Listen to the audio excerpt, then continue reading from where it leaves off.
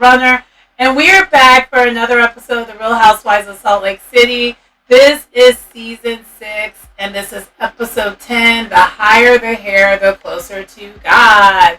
And yes, you may have seen my video that I did before. It was originally supposed to be the review for The Real Housewives of Salt Lake City, and then it became something else. I decided I just want to talk about some of the bravotv news because there's just a lot that's come out, and I just want to talk about it. Like, let's talk about it. Let's do this. So yeah, but anyway, let's get into this review. But before we get into this review, you might hear that my setup's slightly different. Let me actually. Hello. You know what? Let's fix this. Hello.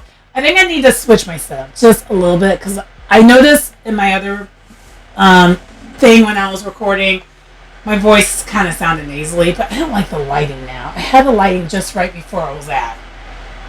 Yeah, see, this is better. This lighting is giving what needs to be given.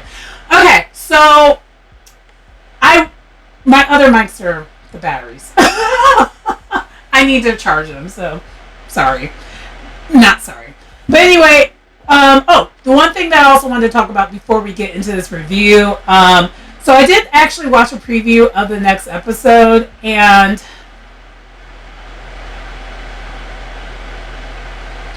I feel like, you know how I mentioned before that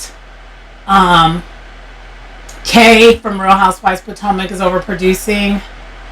Heather is doing the same thing right now, and it's starting to become annoying. Yeah, she's overproducing bad. Like, she overcorrected. That's kind of more, probably a better term. She over-course corrected.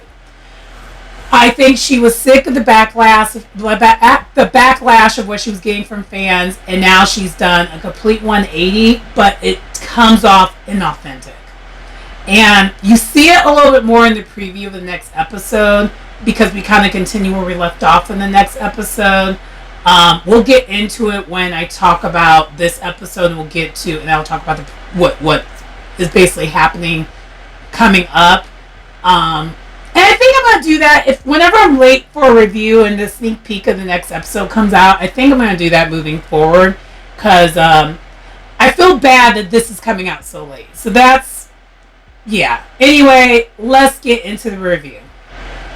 So this episode starts off with Heather, and she's arriving at Whitney's house for a potluck, and we find out that this potluck is for Brittany and the aftermath of everything that happened with the flight incident. And so Heather arrives first, then Angie arrives next, and then we see Bronwyn and Mary arriving. So basically Meredith and Lisa, we already know why they're not there, because they were the reason for this alleged incident. And Brittany then arrives a little bit later, and so before she arrives, the women minus Mary decide they're going to replicate the high body count hair. And it was Angie's idea, so they all tease their hair and it's looking all crazy and stuff, like kind of like 80s rock star type stuff, looking like hair bands basically. And so then Brittany then arrives, and they hide like behind, I think, her kitchen island, because I think the way it's set up, the kitchen island isn't that far away from the front door or something like that. But anyway, she shows up, and then they surprise her, and you can tell Brittany is genuinely touched. She was like, oh my gosh. But in the confessional, she of course was being as obnoxious as usual. She was like, oh my gosh, I'm always like, ding, ding, ding, ding, ding, ding, ding, ding. What about me? What about me? But today it's all about me. I'm like, ha ha. I know that's right. And so it was cute that she was really into it, and then she even like took it in great stride. Like, oh, you guys did the high body count hair, and so she actually then went into the restroom and teased her own hair to kind of look like theirs, and it was so cute because I feel like at that moment Brittany was like, oh my gosh, I actually feel supported, and they kind of then decide that they're going to, and then Bronwyn is the one who brings this up. I don't know if it was Bronwyn's idea, but I think it was. And Bronwyn does reflect on her actions from last week, and she was like, you know what, I think I was really wrong in tossing, the Build-A-Bear, Uni, out to sea when, that essentially might have kicked off the BS that happened afterwards. And so, because and really, in retrospect, if you were Brittany, that would come off as like the beginning of the powwow. And it really wasn't the beginning. That was just like a part of the whole thing. And so, it was nice that Bronwyn did recognize it. But Bronwyn, I'm speaking directly to you. I'm sick of you with this back and forth of it all. You really do feel bad for your actions. You cannot continue to do your thing that you do with Brittany, where you pretend to be friendly with her and then turn around and throw her under the bus. That behavior of yours is going to have to stop. Like, it's team too much. Let Brittany drown herself out, because she will. Like, she is that type of person where she's going to expose herself anyway. So there's no need for you to do the extra stuff, because it comes off as very mean-spirited. But anyway, so Bronwyn then goes to her. She's like, yeah, like we have a teddy bear building thing here. And so all the ladies decide they're going to build a teddy bear. They do have her go into another room so they can surprise her with what the messages say, because they're programming messages. And everyone's teddy bear has a message minus Mary's. And Mary, and this is the way you do it. Mary is not bullying Brittany, but she also is making it very clear, I don't mess with you. And I will be cordial and make nice while we're in the room together, but I really don't mess with you like that. Which, honestly, this episode kind of helped me in my own personal situation. And I think I shared a little bit in my last video of what I have going on, where I probably need to start doing the same thing with this friend, because I don't see it moving forward. They want more one-on-one time with me. They want us to be friends, and I can't do it. I don't vibe with them. And, and it's nothing personal, but there's just some people in this world you're just not going to vibe with. But I have the type of energy where people want to always attach themselves to me, because I have a very energetic presence about me. So I feel like people feed off my energy. But there's some cases where I, as a person, can tell, but I don't think they know that I can tell. You're trying to suck off my energy, not feed off of it. And you may not be doing it intentionally, because I don't think everyone does that intentionally, but some people just have that because they're searching for stuff, so they're trying to find it anywhere they can find it. And anyway, I just want to I want to soapbox a little bit here, but I get Mary when it comes to this. Like, she basically, but then we also find out why too, because with Mary and Brittany basically got into it on the cruise and we didn't see it. And I don't know why we didn't see that. I want more information on that. Why was that cut out? But anyway, they brought it back up. They brought it back up like this episode and the preview of the next episode. They brought that up again. But anyway, I just want to understand what the context of it was, though. So Mary then makes it known in her confessional that that's the reason why, and also that, you know, I'm going to be cordial and cool towards her because what happened with, you know, Meredith was completely wrong. So, you know, just because I don't like someone doesn't mean I'm going to bully them. And that's the key. You don't have to like everyone, but you also don't have to be a dick towards someone you don't care for. It's that simple. It's not that hard. You know, I think it does become a little complicated when you are trying to build a friendship and it doesn't work, versus in Mary's case, she never really saw it for her, so it's not that hard. And my situation is more like the friendship was trying to be built and I don't see it, because I already see the ending of this movie and I don't see my opinion changing with it unless they have some drastic change behavior on their side, and I'm not going to assist with that. You know what I mean? So it's kind of one of those. But anyway, we also find out, according to Bronwyn and Mary, because I guess Bronwyn talked to Meredith also, Meredith is still denying that any of this happened. She's denying the whole thing, pretty much. And one thing that I found, and this is why I kind of mentioned the overproducing earlier on the beginning of my review, is that Bad Weather, mainly Heather of the Bad Weather, is blaming Lisa for this more than Meredith. And Meredith was actually the true corporate, the true corporate of the whole situation. Like, basically, like, Whitney's like soft landing it, saying Meredith and Lisa, but she's putting more of the emphasis at least on Meredith. But like Heather is like Lisa, Meredith, Lisa, and it's getting really, really annoying. And it's like, girl, stop the self-producing, stop overproducing a situation. Why are you bringing Lisa into this when this is clearly more of a Meredith thing? Lisa might have been egging her on to being like the, sidekick, but even in that type of a situation or scenario, it still would be more of a Meredith thing than a Lisa. I know you have a hard-on for Lisa right now, like, Heather, but like, it's not landing the way you think it would land.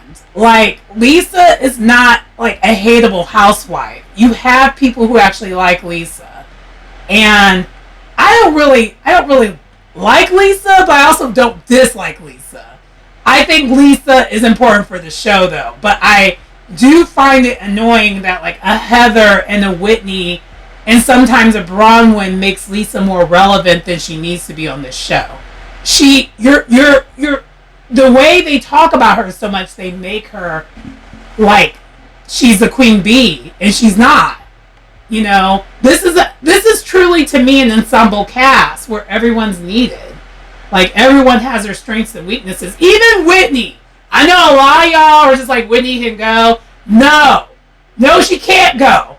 Because I like making fun of her accent, okay? I like the feelings. And I know that's a Utah accent. I found out that is a Utah accent. And I didn't know that. But she's important. Keep her on the show. Keep everyone on the show. This cast is just goals. It's just chef's kiss. You can tell I love this show. Anyway, let me move on because I will make this review way too long. Okay. So then next we see within the same scene, Whitney was like, Bronwyn, you mind if I be asked a question? This is in front of the ladies. And she's like, why aren't you wearing your wedding ring, Bronwyn? And Bronwyn did that on purpose. Because she wanted to talk about it. And she was like, yeah. And she basically, aired out Todd. Now, Bronwyn, girl.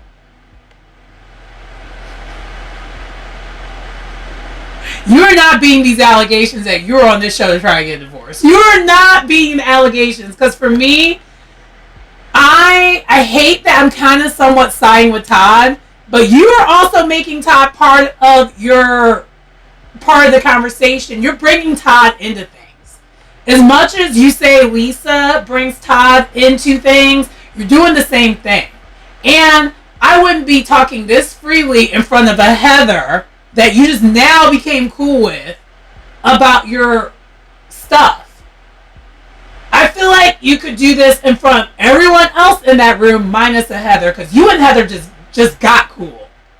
And who knows why Heather's cool with you right now. Heather might turn around and do the same thing to you that she's doing to Lisa. Heather can't be trusted. I'll all of them. Heather cannot be trusted. I'll be damned if I had some marriage or relationship issues. I would just like open up and tell that to some woman that I just became cool with.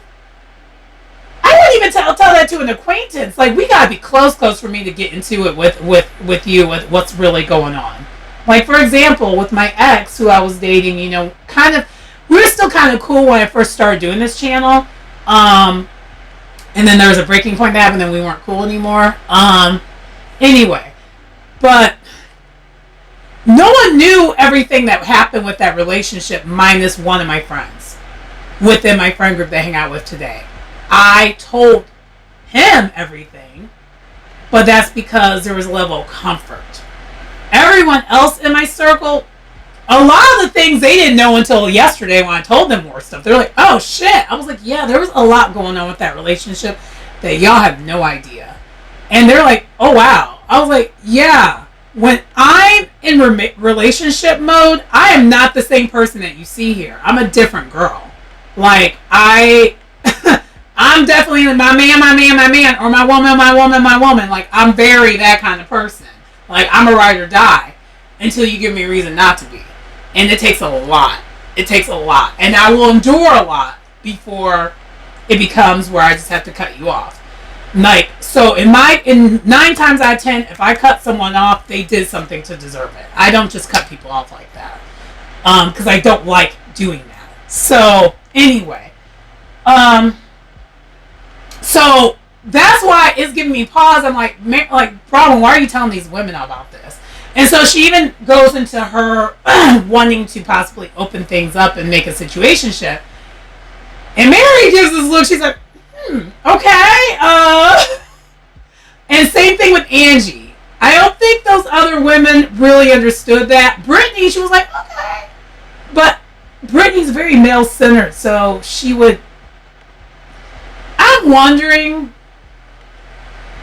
And I think I said this before when she mentioned the situationship idea and, you know, and not situationship, agreement, aka open relationship, but I mean it's kind of the same thing.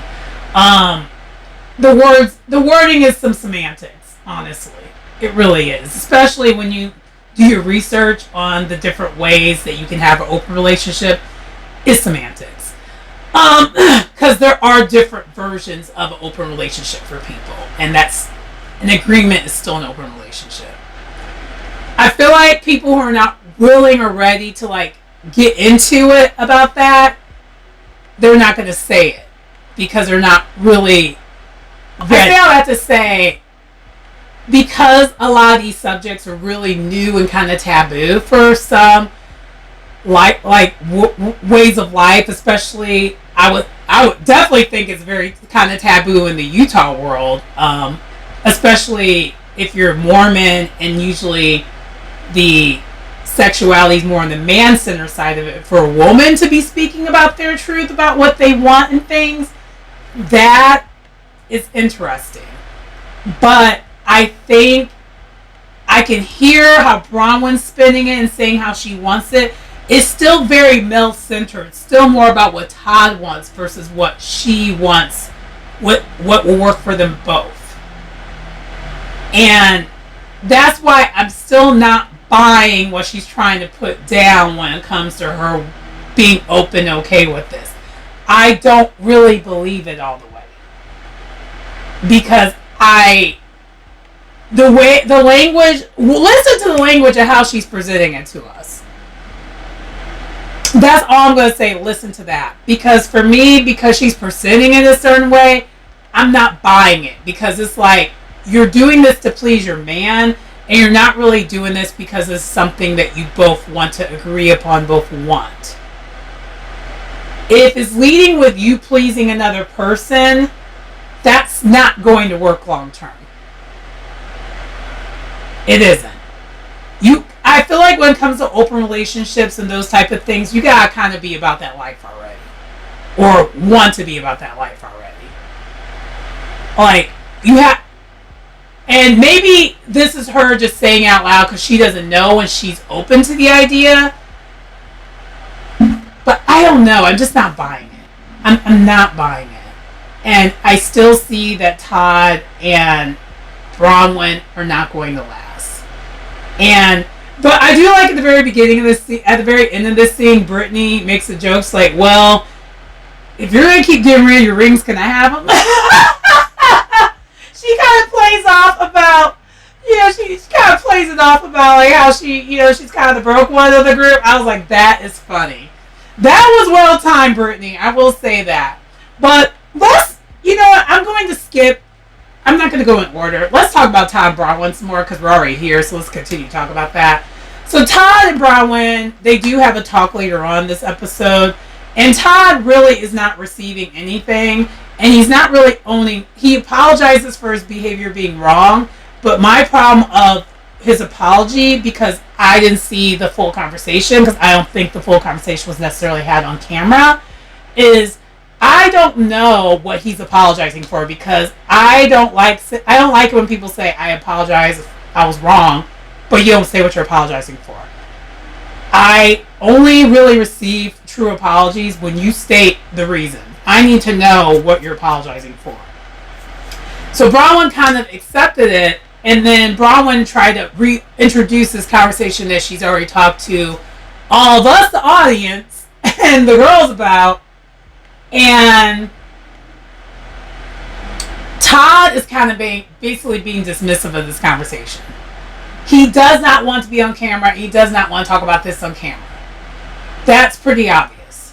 Which, honestly, for Bronwyn to be on this show, it's not going to work.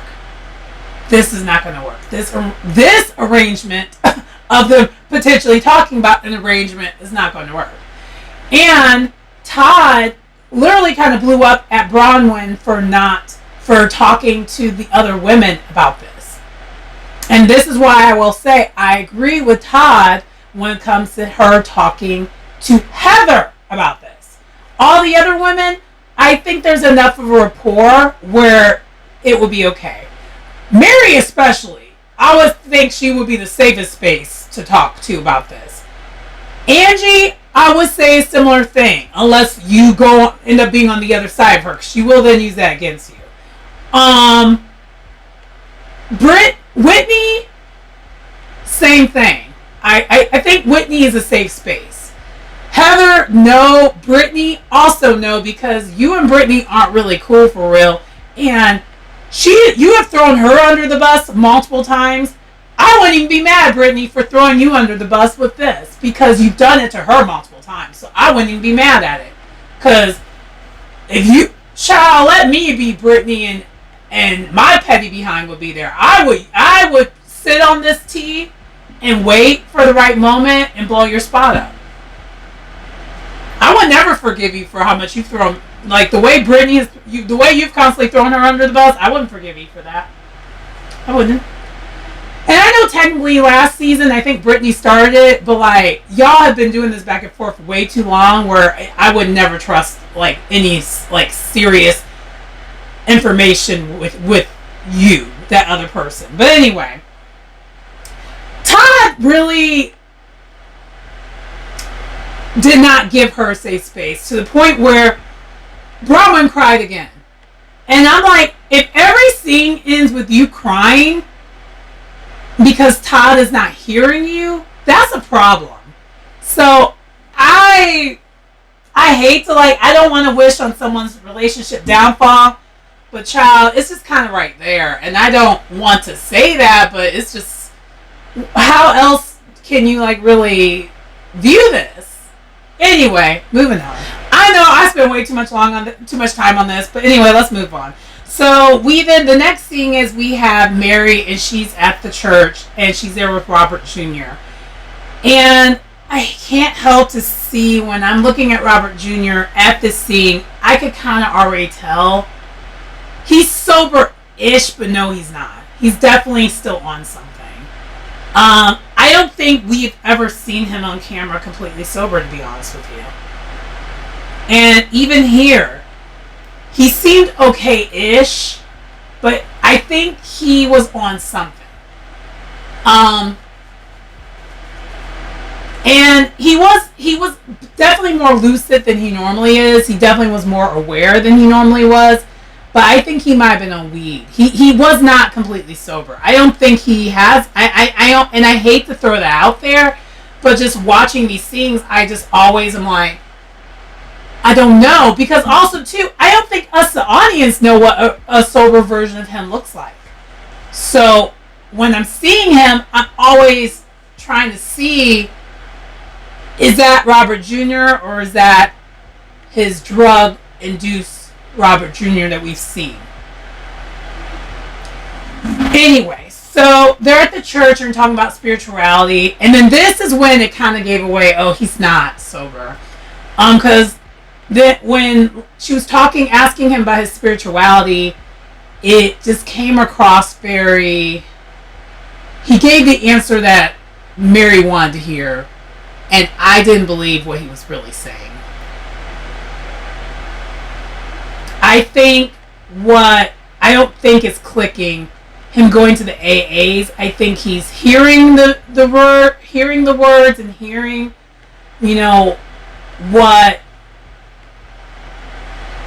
the mantras and everything should be, because one of the steps of AA is you basically have to become a spiritual person, essentially, because you have to surrender to God. That's AA, like, for you, or NA. Like, that's one of the pledges of the 12 steps. And it's like he basically, the way he was talking, it was like he was reading it. So, to me, I didn't see it as being really how he feels. And then he did lead off to say, a lot of his friends that are in the program have relapsed. And I think that was his soft way of saying, me too. Because why would he know that? I don't know. I feel like him bringing that up, there was a reason why he brought that up. I think a lot of the ways of how he speaks, he's trying to tell her something without saying it exactly, plain and simple.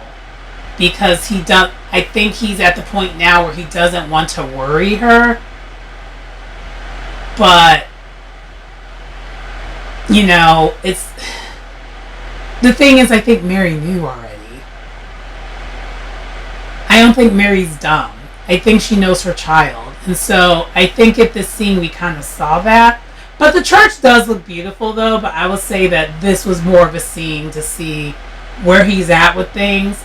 And I will say he looks better than how he was looking, but he's still definitely not together. And it's this scene is a little bit foreshadowing. Anyway, next. So then the next scene, we see that Lisa and John, they go to lunch together. And to make a long story less long, they are still having mad issues with communication. And Lisa is basically doing the same thing to John that we've seen her do to everyone on the show. She's doing it to John, and I think John is having enough of it. I think he is getting to the point where it's like, look, he one of the things he said was really hurtful that kind of shut Lisa up, is that we always talk business. We never talk about anything else, because their lives are so intertwined together because they have businesses together. They're basically always together, and they don't talk about anything other than the business. Like, they are not on the same page. Both of them agree with that. And John, of everyone, is able to shut Lisa up when he's talking. Because I don't think he gets mad often, but his assertiveness is very like, look, I'm getting sick of this. We need to change something. And I'm wondering, will we see this translate into her friendships? Because honestly, if this is starting at the home and she's doing all this, is it really surprised that she's beefing with all the other ladies with the same issue? I have a saying, if you're home lifing together, it's really hard for your outside life to really be together. Like, at least for me. I know some people actually thrive, the others can thrive throughout that. Even myself, I have to a certain degree, but like for me, if home base ain't together, it just makes it hard for me to really, for anything else to really be together for me. So, and a lot of the back and forth with this scene also came about because they're talking about Henry coming back, not Jack coming back, and what that's going to be with Jack and Henry being back together. And they kind of also had a conflict of how to handle Henry. I guess they were trying to give advice to Henry, and Lisa was giving advice to Henry, and then John basically adjusted her advice, and she felt unseen and unheard. And I don't know. I want to know what y'all feel about this scene, because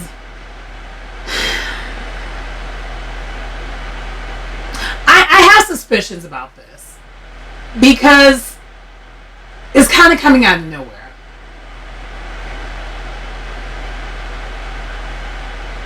I don't know if anyone else feels that way, but I do. Because throughout the years of this show, nothing about Lisa's behavior has ever been any different. So why is all of a sudden John mad about it now? I need context. I think that's what it is. So now I'm just kind of like, is this just a storyline? Or is John actually genuinely just getting fed up? Or is it the lawsuits that Lisa refuses to talk about that occurred that is really the smoking gun? Because as y'all notice, we got away from talking about that. Like, there's been so much going on. We stopped talking about the lawsuit, and then we moved on to Bronwyn's situation that was like old stale tea, to now we're talking about Meredith bullying Brittany. But we never circled back to the original plot. I don't know if y'all caught that, but I've had my good eye on that the whole entire time. Like, wow, we have never circled back to that. But anyway, let me know what your thoughts are in this scene. Okay, so then next we see Brittany and Jarrett meeting up. And Brittany, girl, with love, just let this Jarrett thing go. Just let it go. Jarrett's a tool. And not likable. And at first I thought this scene was Telemundo. Like, I thought this was Telemundo, and I thought this was very, like, rehearsed and, like, not real. And a part of me still feels like it's not real. But if it is real, we're going to assume it is.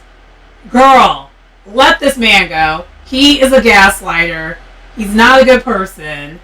And he made talking to you about him the whole entire time. He didn't care what you had going on. He didn't care about you getting bullied. He didn't care about none of that.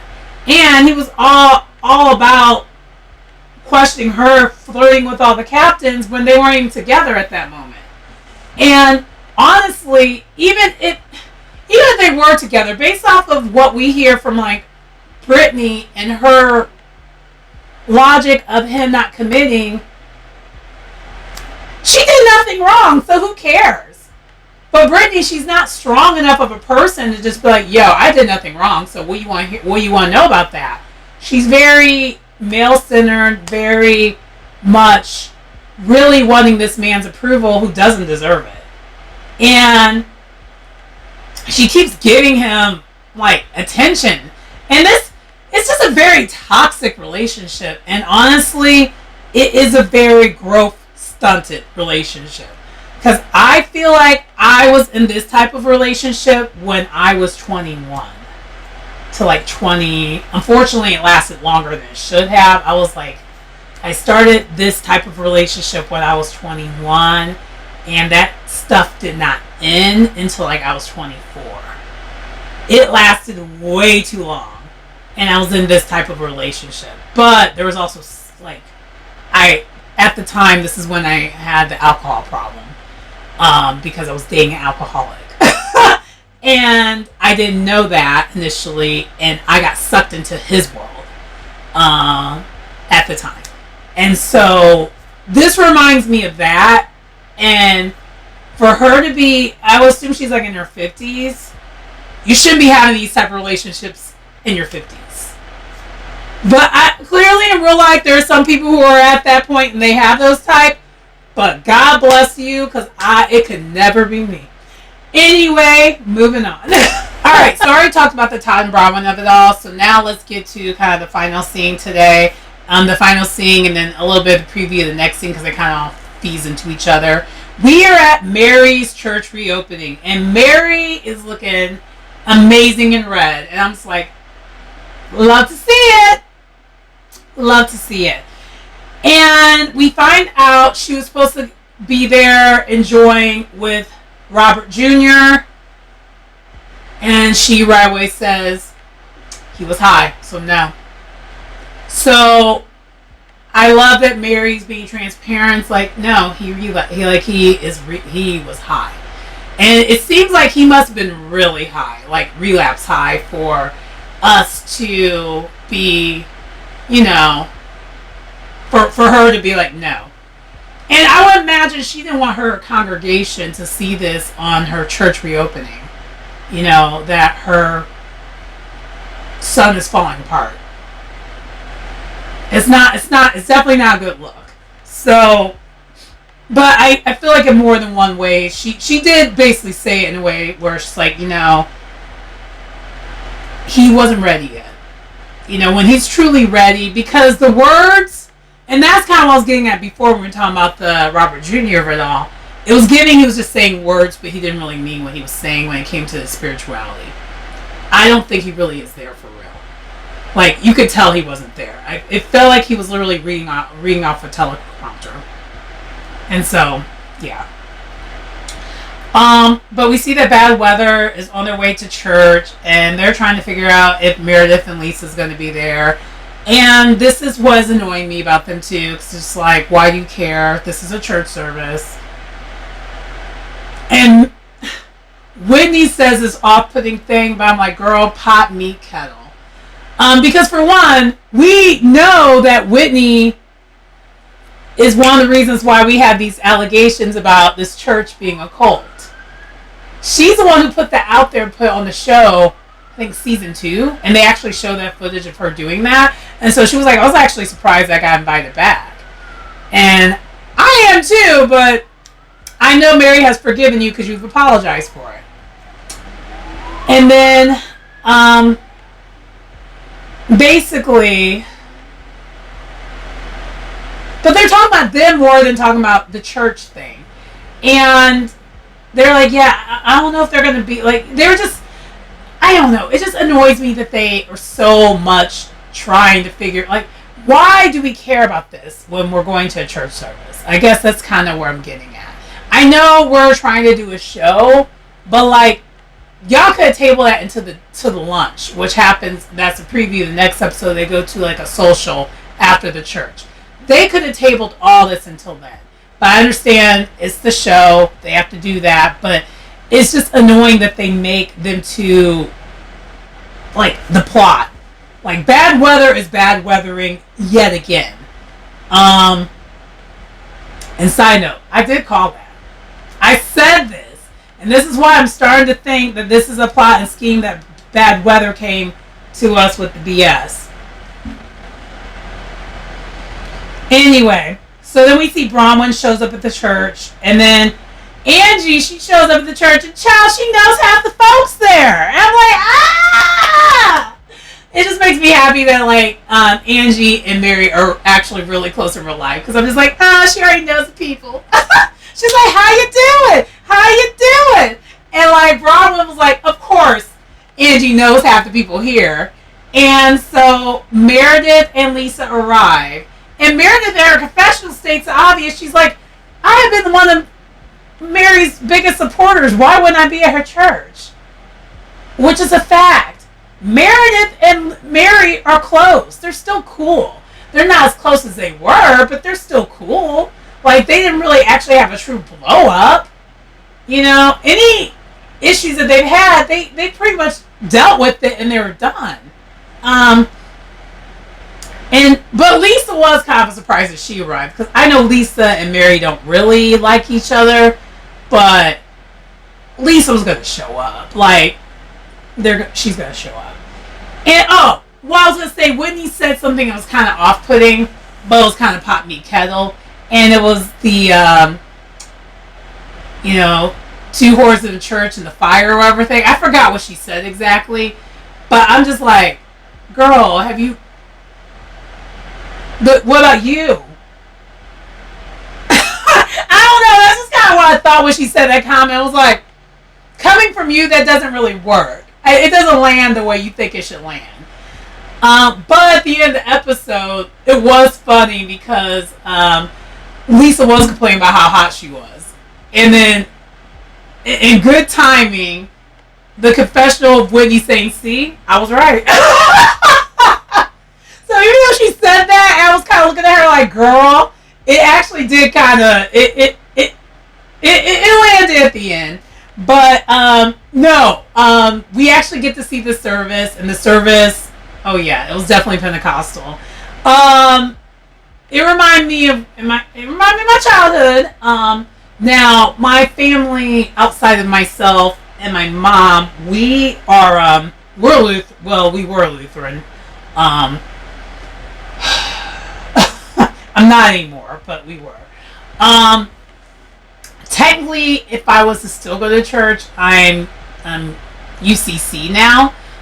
It's still a denomination of Christianity, but like, yeah.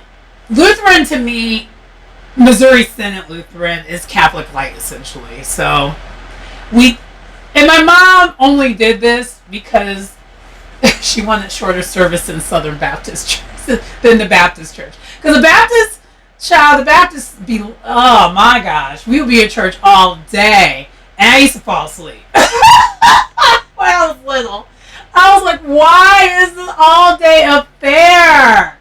I was like, we got stuff to do. It's a Sunday. So yeah, when I was little, my mom was kind of the same way. Her attention span don't be attention span like that. She was like, yeah, I'm going to convert us to Lutheran. Because it was like, we'll be done in like an hour and 15's the latest we'll be at church. Anyway, but the church was really good. Her sermon, I actually started crying because I was like, oh my gosh, she really is like a messenger. She's definitely a messenger. And so I felt her message. I definitely did feel her message. All the women were crying. But you already know I'm sensitive. I cry to pretty much anything. And so I was like, oh my God. And so anyway, the message was good. The sermon was good. And that's kind of really where the episode ended, where she's praying upon the women. She shouted out all the women like while she was doing her thing.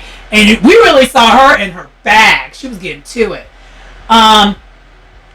But then the preview for the next episode was they basically have a social, and this is where the girls are, and Mary then further expounds why she did not invite Brittany to this event, because she was still mad at Brittany for what she said about her at the cruise.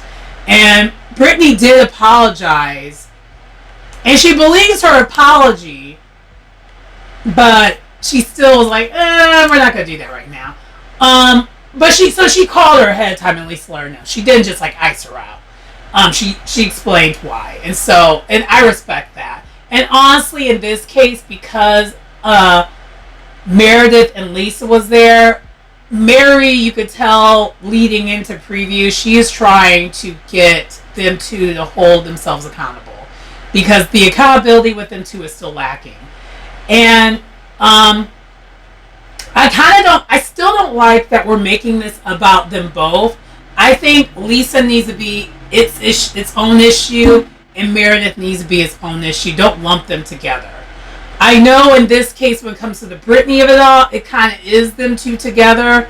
But the problem is, where I'm kind of like, this isn't working, is Heather making it more about Lisa than Meredith, the actual person who did most of the damage in this situation. And Heather, even while Mary, the preview of this next episode, is trying to talk, and trying to get some resolution, she interrupts her. It's like, yeah, Lisa, apologizing. Wow. And it's like, Heather. And then this is where I'm talking about this over correcting. And now it's like she has a bone with Lisa and she will not let it go. And it's making me think, was this the plan all along, bad weather? One of y'all were going to defect to the other side just to get enough tea to then turn around and be back to the way you guys were before? Because now it's coming across that way. Especially now that you're lumping Lisa into this conflict. When really, if they did things separately, I wouldn't see it that way. But now I don't trust it all the way. And now I'm starting to think, really, Heather and Whitney are the ones who are truly behind half this stuff. But anyway, that does conclude this episode of the... Oh, and the reason why I say that also, because even back at Brittany's surprise event for herself that Whitney put together, all the ladies' account of the story was mainly about Meredith minus Heather and Whitney. Whitney did enough to get herself out of Dodge. Heather is overly talking about it being a Lisa thing. And I've noticed with Mary this whole entire time, Mary now once has never mentioned Lisa being part of it. She doesn't correct them either. So it makes me think that it's making me not believe what really happened all the way, at least Heather's accounts of it. I don't believe Heather's accounts of it. I believe Mary's accounts of it the most. And Mary still has not mentioned Lisa once in it. Anyway, hopefully we'll get some footage, because I still understand why I don't have any footage. I'm sure it will eventually pop up. But that does conclude this episode of Real Housewives of Salt Lake City. Anyway, please like, comment, subscribe to the channel if you get anything out of the content. It's your girl Sharon, aka the Melanin Nostalgic Runner, and I will see you next time. Bye.